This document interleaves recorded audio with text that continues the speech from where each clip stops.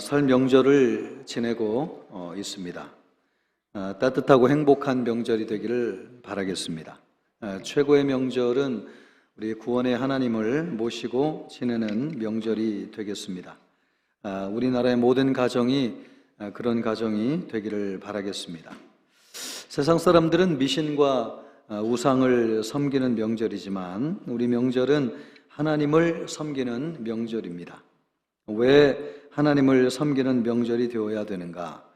또 하나님을 섬기기 위해서는 어떻게 해야 되는가? 오늘 말씀을 통해서 하나님이 기뻐하시는 명절을 지키는 우리가 되기를 바라겠습니다. 저는 명절을 지키면서 경건이라고 하는 것을 배웠습니다.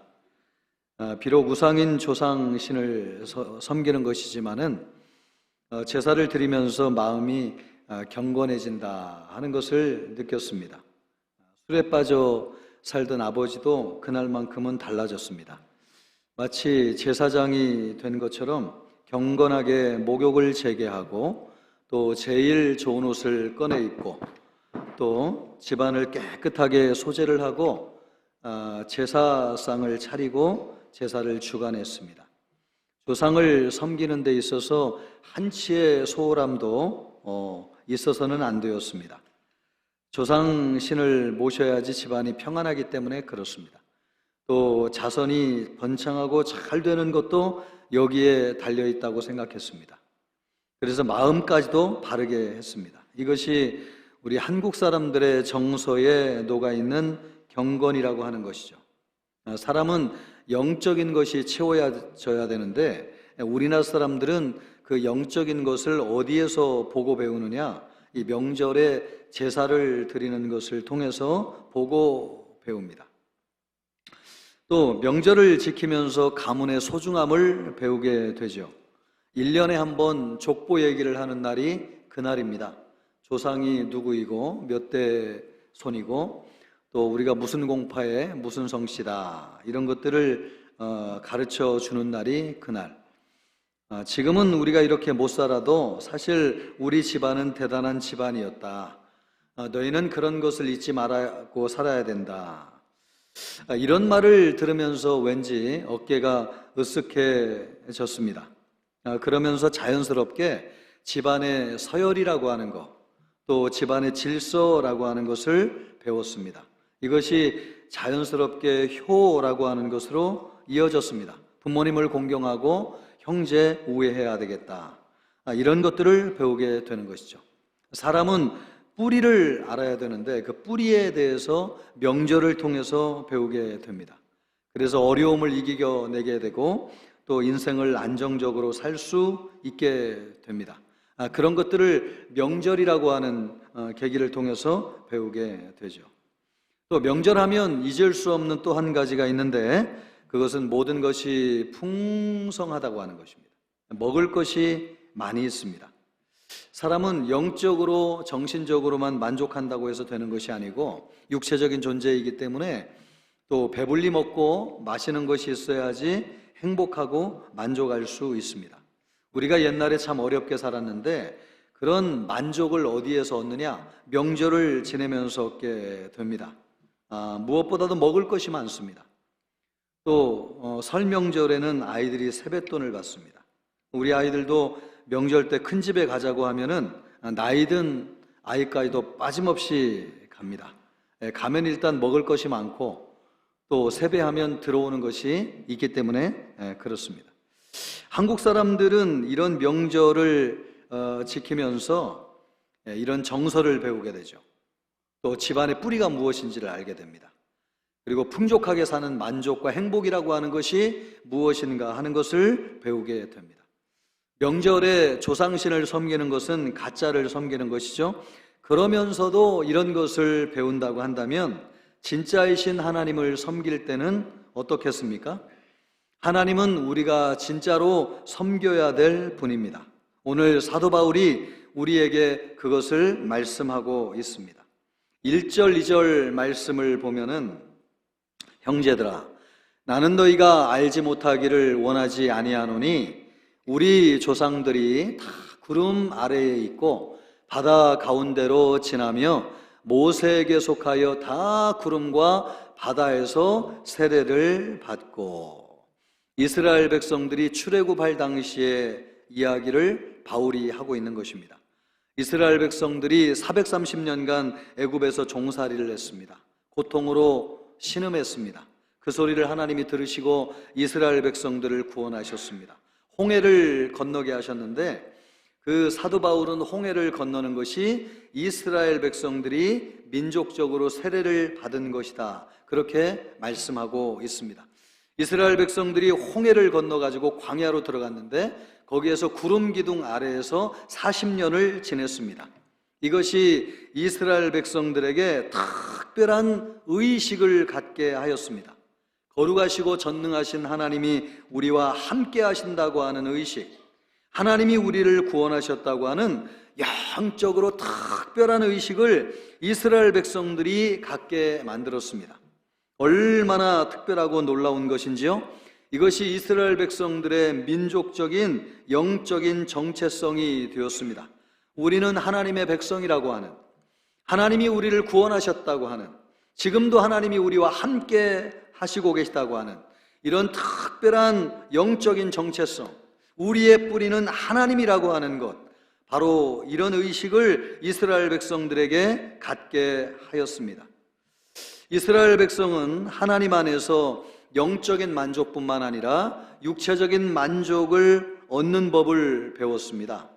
3절로부터 4절까지 말씀을 보면은 다 같이 신령한 음식을 먹으며 다 같은 신령한 음료를 마셨으니 이는 그들을 따르는 신령한 반석으로부터 마셨음에 그 반석은 곧 그리스도시라.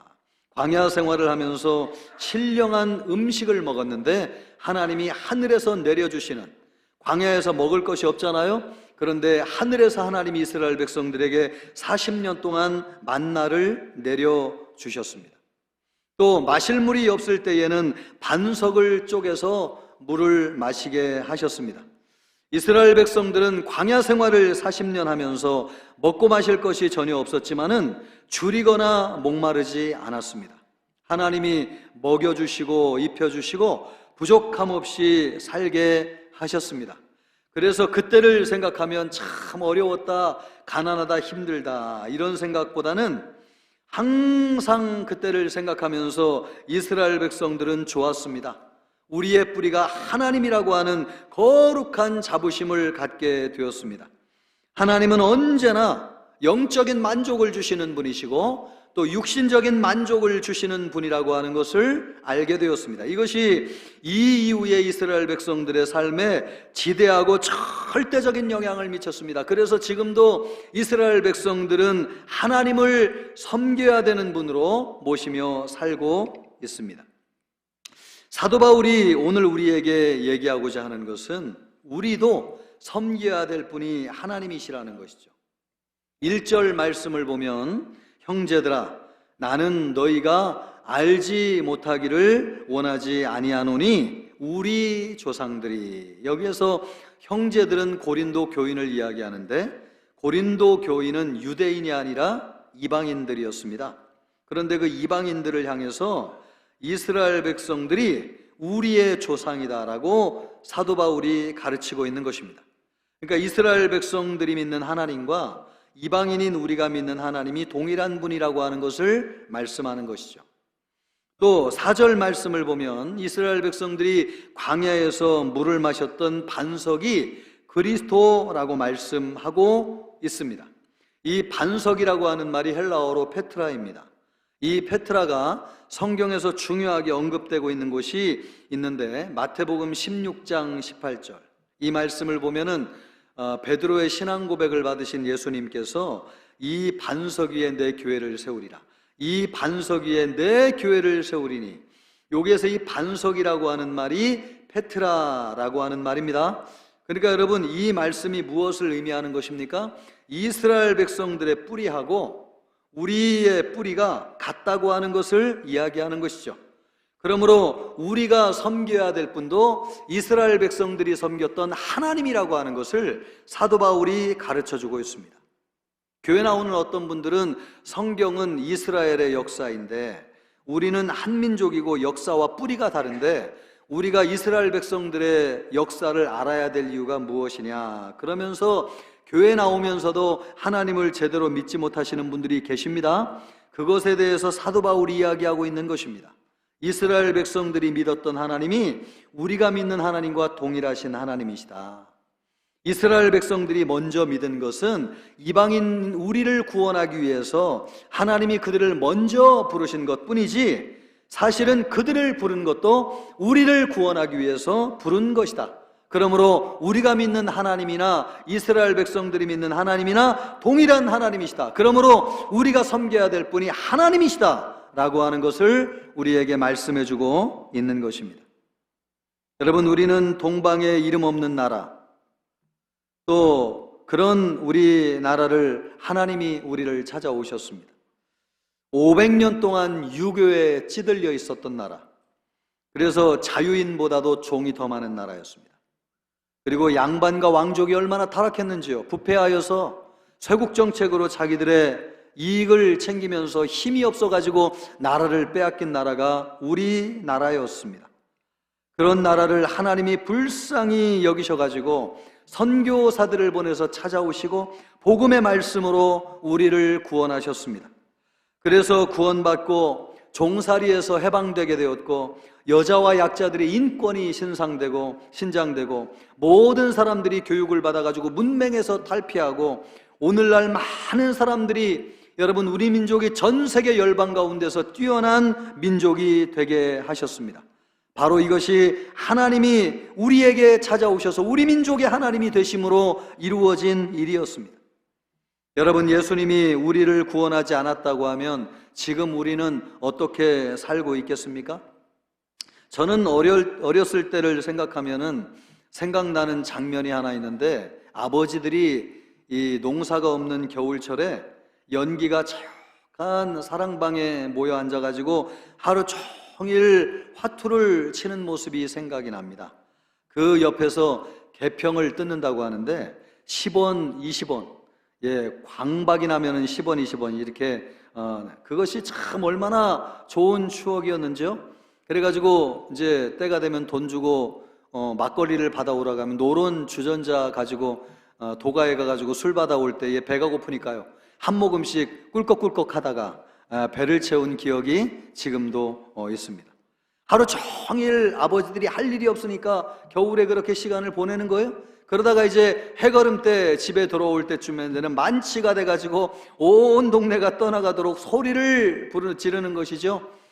그것이 들으면서 가족들이 얼마나 조마조마하고 막 두려웠는지요. 그런데 그것을 아버지들은 위세라고 생각했습니다. 남자가 되면 저렇게 사는 것이구나. 저는 어릴 때 그런 생각을 했습니다. 일면 참 멋있어 보이기도 했습니다.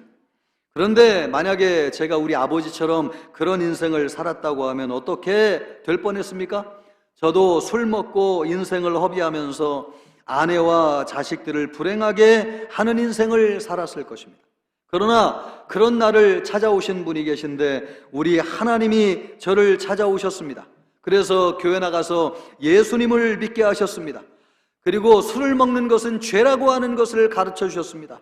아버지는 나에게 술 먹어도 되는 것을 가르쳐 주셨지만은 교회 나가서 하나님의 말씀을 배우니까 그것이 죄라고 하는 거, 또 아버지가 어떤 사람이고 가정을 어떻게 다스려야 되는 것을 가정에서는 배우지 못했는데 교회 나가서 하나님 앞에서 말씀을 들을 때에 내가 배우게 되었습니다. 그리고 인생을 살면서 가장 귀한 것이 하나님을 섬기는 것인데, 그래서 제가 목사가 되었습니다. 나는 예수님을 믿고 아버지와는 다른 인생을 살았습니다. 그래서 내 운명과 미래가 바뀌었습니다. 생각해보면 여러분, 우리 모든 성도님들이 다 그렇게 예수님을 믿고 이 자리에 나왔습니다. 그래서 죄와 사망의 권세에서 벗어나게 되었고 하나님의 자녀가 되었고 오늘날 얼마나 풍요하고 복된 삶을 살고 있는지요.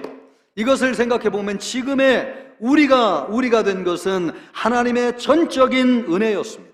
우리는 하나님으로 말미암아 시작하였습니다. 지금도 하나님으로 말미암아 살고 있습니다. 장차도 하나님께로 돌아가게 될 것입니다. 우리의 알파와 오메가가 되시는 분이 하나님이십니다. 그래서 사도 바울은 우리에게 말씀하고 있는 것입니다. 우리가 섬겨야 될 분이 하나님이시라고, 오직 하나님만 모시고 섬기며 살아야 된다고 하는 것을 말씀하고 있습니다. 그러나 안타깝게도 이스라엘 백성은 그러지 못했습니다. 5절 말씀을 보십시오. 그러나 그들의 다수를 하나님이 기뻐하지 아니하셨으므로, 이스라엘 백성들의 다수를 하나님이 기뻐하지 않으셨다는 거예요. 그들이 광야에서 멸망을 받았느니라. 이스라엘 백성은 하나님의 은혜로 구원을 받았지만은 하나님이 그들을 기뻐하지 않으셨어요. 그래서 가나안 땅에 들어가지 못하고 광야에서 멸망을 받았습니다. 사도 바울은 우리가 그렇게 되기를 원치 않는다는 것입니다. 그러면서 6절에 말씀하시기를 이러한 일은 우리의 본보기가 되어, 이스라엘 백성들의 일이 우리에게 본보기가 되기를 원한다는 것이죠. 우리로 하여금 그들이 악을 즐겨한 것 같이 즐겨하는 자가 되지 않게 하려 함이니, 우리가 이스라엘 백성들의 본보기를 삼으라는 것입니다. 이스라엘 백성들이 구원을 받았지만은 악을 행하여서 끝까지 구원을 이루지 못하고 가나안 땅에 들어가지 못하고 광야에서 멸망을 받았다는 거예요. 우리는 그렇게 되기를 원치 않는다는 것입니다. 그것을 위해서 사도 바울이 우리에게 권면하고 있는 말씀이 있습니다. 그것이 무엇인가? 첫째, 우상 숭배하지 말라는 것입니다. 7절 말씀을 보십시오. 그들 가운데에 어떤 사람들과 같이 너희는 우상 숭배하는 자가 되지 말라. 기록된 바 백성이 앉아서 먹고 마시며 일어나서 뛰논다 함과 같으니라. 모세가 시내산에 하나님의 말씀을 받기 위해서 40주야를 올라가 있었습니다. 그새를 참지 못하고 이스라엘 백성들이 우리를 인도하여 낸 하나님이 어디 계시냐? 그러면서 송아지 우상을 만들어 놓고 하나님으로 섬기면서 춤을 추며 뛰어놀았습니다. 하나님이 그것을 보시고 진노하셨어요. 이스라엘 백성들을 멸망시키려고 했습니다. 우상 숭배하면 이렇게 된다는 것입니다. 우상 숭배는 두 가지입니다.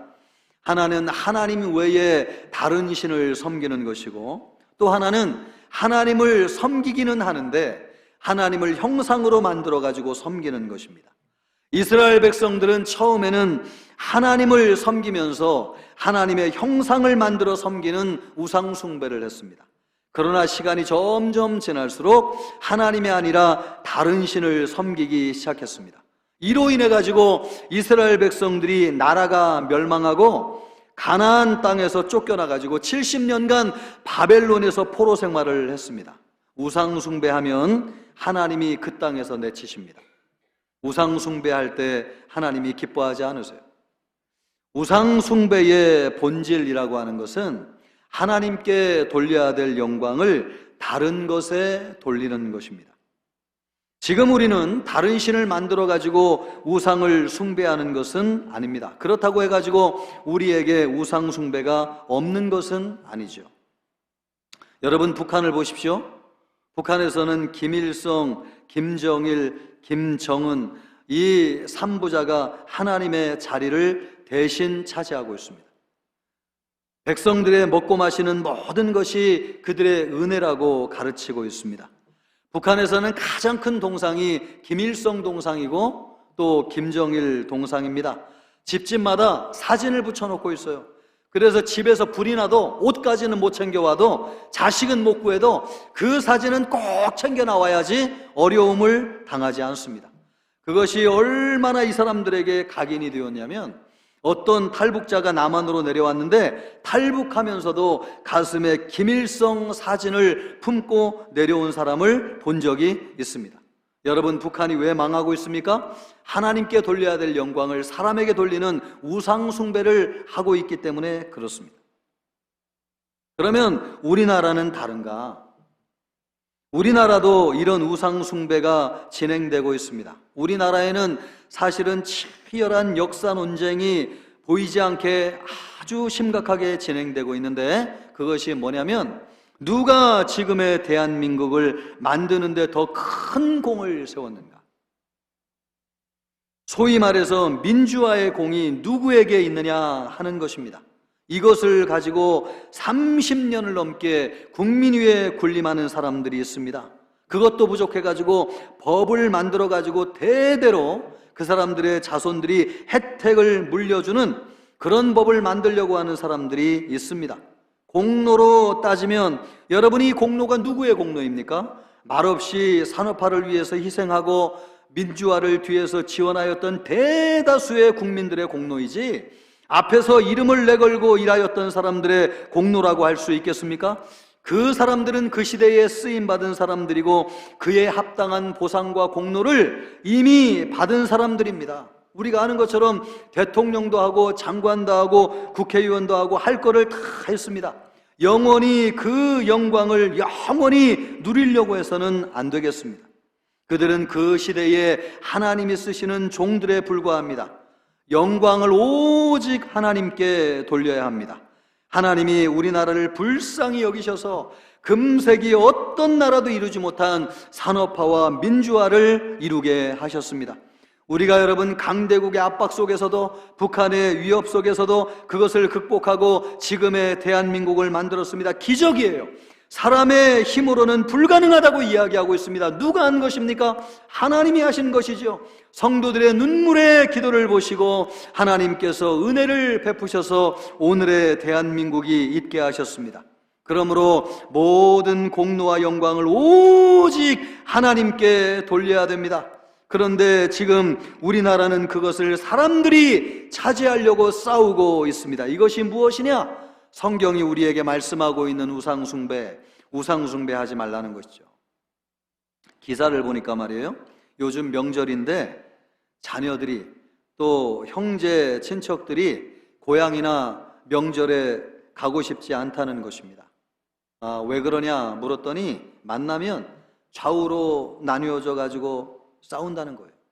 그것이 싫어가지고 명절이지만 가기 싫다는 것입니다. 그런 사람들이 너무나 많다는 거예요.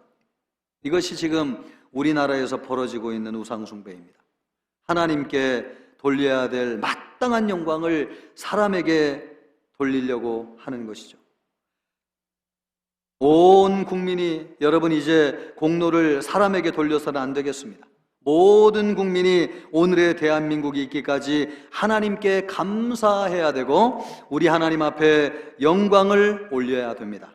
그래야지 나뉘어지고 쪼개지는 우리나라, 우리 민족이 비극과 불행에서 벗어날 수 있습니다. 이것만이 우리가 사는 길이고 이것이 갈등을 극복하는 길이고 우리가 미래로 나아가는 길입니다. 모든 영광과 감사를 하나님 앞에 올려드리기를 주님의 이름으로 축복합니다. 두 번째로는 음행을 하지 말아야 됩니다. 8절 말씀을 보면 그들 중에 어떤 사람들이 음행하다가 하루에 23,000명이 죽었나니 우리는 그들과 같이 음행하지 말자.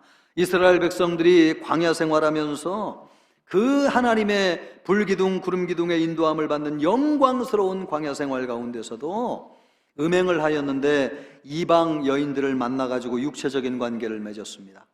그것 때문에 하루아침에 23,000명이 역병으로 죽었습니다.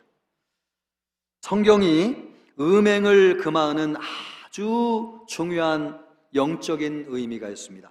성경은 우리의 몸을 하나님을 모신 성전이라고 말씀하고 있습니다. 음행을 하면 우리의 몸을 더럽히는 것이죠.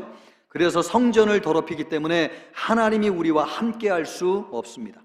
여러분, 음행이라고 하는 것은 육체가 범하는 것이지만은 이것은 영적인 중요한 의미가 있는데 하나님과의 관계에 중요한 의미가 있습니다.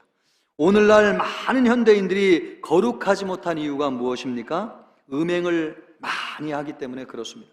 유튜브를 보면은 선정적인 영상들이 얼마나 많이 나오는지 몰라요. 또 TV 예능 프로, 또 드라마, 코미디 프로를 보면서 제가 참 놀라는 것은 거기에 보면은 성적인 언급을 하게 되는데, 성적인 언급을 할 때마다 결혼하지 않은 남녀 사이를 전제로 성적인 언급을 하는 것을 많이 볼 수 있습니다. 여러분, 몇 년 전까지만 해도 이런 것들을 드러내고 얘기한 적이 없어요. 그런데 요즘은 결혼하지 않아도 그냥 남녀 사이에 교제하고 연애하면은 자연스럽게 그런 관계를 맺는 것이 당연한 것처럼 그런 것을 전제하고 이야기하고 있습니다.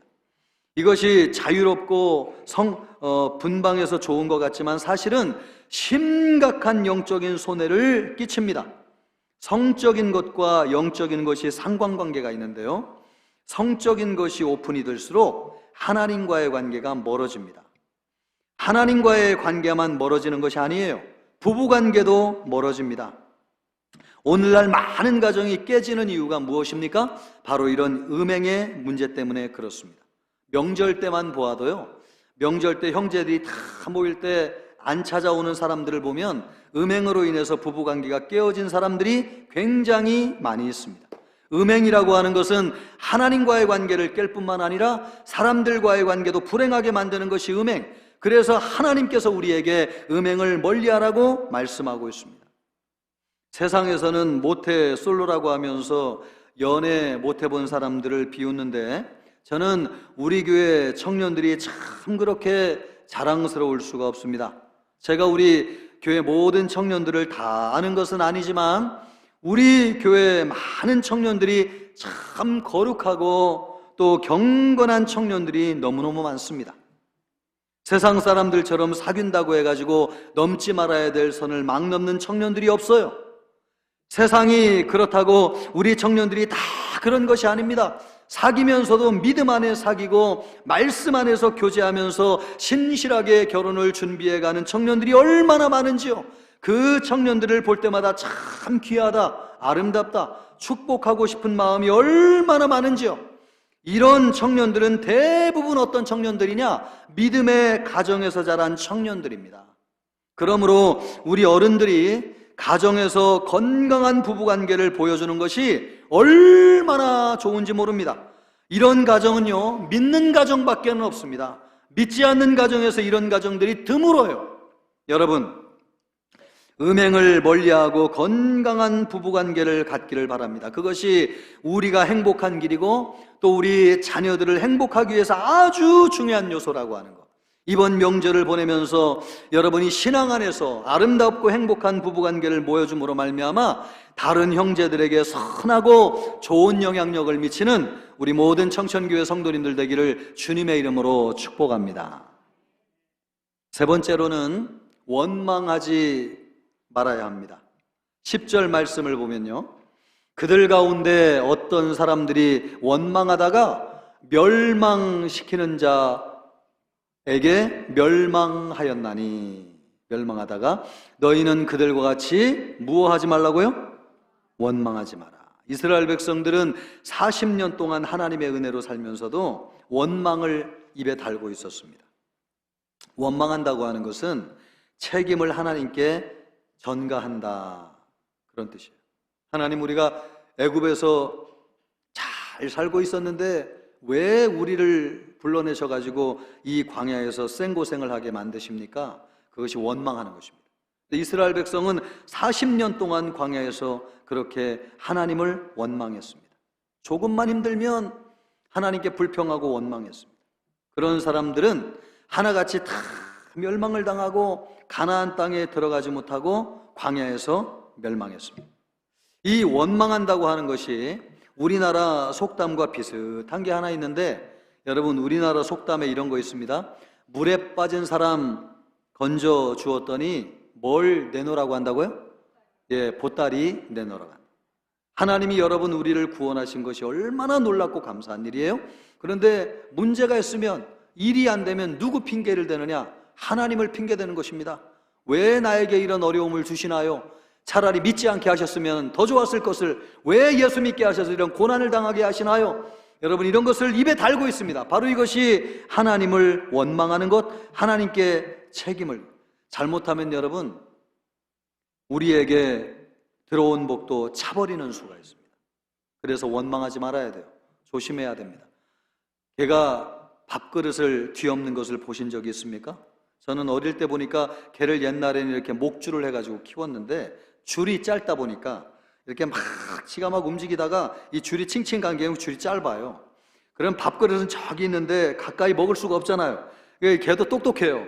그 밥그릇을 끌어다니려고 하다가 잘못해가지고 밥그릇이 뒤집어지는 수가 있습니다. 겨울에 그게 다 얼어버리죠. 그러니까 아무것도 못 먹습니다. 하나님이 우리를 구원하시고 우리에게 얼마나 큰 복을 주셨는지요. 전 세계 200개국이 넘는 나라 가운데서 우리나라처럼 복을 받은 나라가 없습니다. 그런데 이것을 쏟아붓는 수가 있어요. 언제? 원망하면. 그래서 하나님이 원망하지 말라고 말씀하고 있습니다. 사람들이 흔히 하는 원망 중에 교회 탓을 합니다. 교회가 너무 많다느니, 또 교회가 일이 안 된다느니. 여러분이 코로나 때문에 교회 탓을 얼마나 많이 했습니까? 이것이 참 우리 하나님 앞에 얼마나 배은망덕한 것이죠. 오늘날 우리가 잘 사는 것이 누구의 덕이에요? 교회를 통해서 하나님이 우리를 축복하신 덕이고, 여러분 세상 사람들이 너무너무 잘 살고 행복하게 삽니다. 그 모든 은덕과 공로가 누구에게 있습니까? 하나님에게 있습니다. 하나님이 이 땅에 교회를 세우셔가지고 예수 믿는 사람들을 많아지게 하시고 성실하고 열심히 살게 하시고 기도하게 하셔서 이 나라의 민족에 큰 은혜와 복을 허락하셔서 믿지 않는 사람들까지도 가난과 질병에서 벗어나게 하시고 얼마나 잘 살게 하셨는지요. 이 모든 공로가 하나님으로부터 왔는데 어려움 있으면 교회 탓해요. 교회가 너무 많다고 비판하는 사람들이 너무나 많아요. 코로나 때 여러분 교회가 얼마나 많은 욕을 먹었습니까? 이것이 하나님을 원망하는 것입니다. 교회를 탓하는 것입니다. 이러면 여러분 하나님이 주신 복도 차버리는 수가 있습니다. 그래서 원망하지 말라고 말씀하고 있습니다. 이것은 교회 다니는 사람들도 마찬가지 같아요. 우리가 습관적으로 하는 원망 중에 하나가 뭐냐면 자본주의가 잘못되었다고 원망하는 것입니다. 어떤 분은 기도하면서도 그런 기도를 하시는 분이 계시고, 심지어는 목사님들도 설교를 하면서 자본주의는 아주 나쁜 제도라고 하면서 자본주의를 비판하는 목사님들을 볼 때에 얼마나 가슴이 철렁하고 무너져 내리는지요. 여러분이 자본주의 사상이 어디에서 왔습니까? 성경으로부터 왔습니다. 칼빈이 종교개혁을 한 이후에 신앙적으로는 장로교를 세우고, 칼빈의 종교개혁에 영향을 받은 사람들이 정치적으로 경제적으로 만들어낸 사상이 자본주의 자유민주주의인데, 막스 베어와 같은 세계적인 석학자들이 이런 프로테스탄티즘의 영향을 받아가지고 경제학을 정립한 것이 바로 자본주의 시장경제 질서입니다. 오늘날 여러분 우리가 잘 사는 이유가 무엇입니까? 자유민주주의, 자본주의를 통해서 이렇게 풍성한 삶을 살고 있는데, 하나님께서 예수 믿지는 않아도 일반은 총을 베풀어 가지고 이 제도를 가지고 살아간 사람들에게 얼마나 부유하게 하시고 잘 살게 하였는지요. 이것이 전부 다 성경에서 온 것이고 하나님이 우리에게 주신 놀라운 은혜와 축복입니다. 여러분 북한을 생각해 보세요. 같은 민족이지만 얼마나 어렵게 살고 있는지요. 한 가지 이유가 뭐예요? 체제가 다르다는 것입니다. 성경을 거부하였습니다. 그러나 우리는 하나님이 주시는 제도를 통해서 이렇게 풍성하게 잘 살. 그런데 이것을 원천적으로 부인하는 사람들이 있습니다. 물론 여러분 제도가 완벽할 수는 없어요. 그 제도를 운영하는 사람들이 다 죄인이기 때문에 아무리 좋은 제도라 할지라도 잘못될 수 있습니다. 그렇다고 해가지고 제도 자체를 부인하고 체제를 전복하려고 하는 것은 여러분 우리가 밥그릇을 뒤집는 것입니다. 하나님이 우리를 풍요하게 살게 하시니 놀라운 하나님의 은혜를 그냥 차버리는 수가 있습니다. 이게 아닌 것이죠. 그래서 우리가 사람들을 만날 때에 불평하고 원망하는 거에 같이 동조하면 안 되겠습니다. 잘못된 것은 체제나 질서가 잘못된 것이 아니라 죄를 가지고 있는 사람이 잘못이라는 걸 가르쳐줘야 돼요. 그래서 모든 백성이 예수님을 믿고 하나님을 섬기고 교회 나와서 하나님을 예배하는 백성이 될 때에 이 나라가 잘 될 수 있다고 하는 것을 가르쳐줘야 돼요. 죄에서 벗어나고 깨끗함을 받고 여러분 이 나라를 움직여가게 될 때에 이 나라가 잘 되는 것입니다. 그런 은혜가 있기를 주님의 이름으로 축복합니다. 그래서 여러분이 명절에 가족들을 만날 때에 정치 얘기하고 경제 얘기 나올 때마다 그런 것 때문에 싸우지 마시고 하나님께 감사하는 말을 많이 하세요. 우리가 이렇게 잘 살게 된 것이 하나님의 은혜라고, 하나님의 축복이라고 그런 말 많이 하시기를 주님의 이름으로 축복합니다. 오늘 사도 바울이 우리에게 권면하고 있는 그것입니다. 명절을 만들어 가지고 하나님을 기쁘시게 하기 위해서 어떻게 해야 되느냐? 우상 숭배하지 말라는 것이죠. 또 음행을 멀리하라는 것이죠. 또 조심해야 되는 게 있는데 원망하지 말라는 것입니다. 그러면 이것을 우리의 이번 명절에 적용하기 위해서 어떻게 해야 되냐? 두 가지가 필요하다고 생각합니다. 첫째는 여러분 명절에 꼭 믿는 사람들이 모여가지고 예배하시기를 바랍니다. 그래서 가정 예배지를 다 나누어 주었잖아요. 예배하는 곳에는 우상 숭배가 틈탈 수 없습니다. 음행이 가까이 할 수 없습니다. 여러분 원망하는 말을 할 수가 없습니다. 하나님께 감사하게 되는 것이죠. 예배를 드리십시오. 믿지 않는 형제들이 있으면 믿는 사람들끼리 모여가지고 같이 예배를 해서 그러면 영적인 흐름이 바뀌어요. 하나님이 함께 하시고 하나님의 은혜가 넘치게 됩니다. 이번 명절에 예배하는 여러분이 되시기를 주님의 이름으로 축복합니다. 또 하나 적용해야 될 것이 있으면 미래에 소망을 주는 얘기를 많이 하세요. 여러분 옛날 얘기 너무 많이 하지 않기를 바랍니다.